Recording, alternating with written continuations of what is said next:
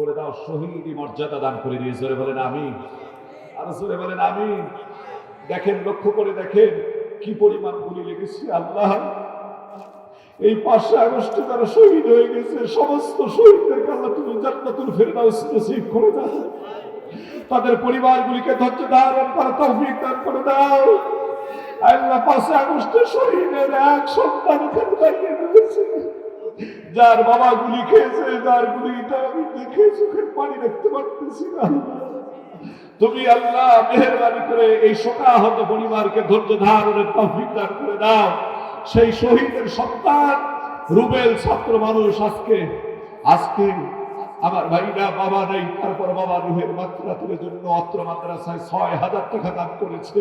আল্লাহ, তুমি এই সন্তানের দানকে কবুল করে নিয়ে তার বাবার কবরকে জান্নাতুল ফিরদাউস নসিব করে দাও। জোরে বলেন আমিন।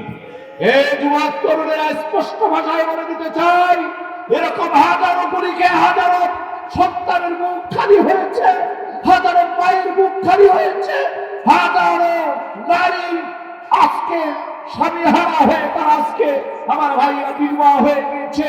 সুতরাং যে বাংলার জমিনে অসংখ্য রক্ত আর শহীদের বিনিময়ে আমরা আজকে সর্বচার মুক্ত করেছি, এই বাংলার জমিনে ইসলাম মাইনাস করে কে দেশ চালাবে?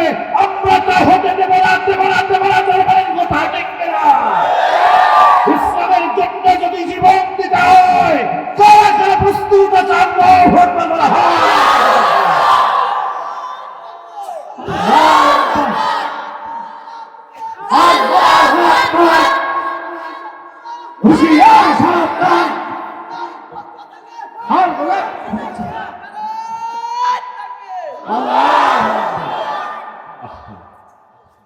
ছোট ভাই, তুমি দুঃখ পেও না।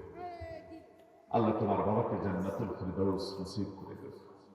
আমার নাম্বারটা তুমি একটু নাও, এই নাম্বারে তোমার বাবার ছবিটা আমার কাছে পাঠিয়ে দিও।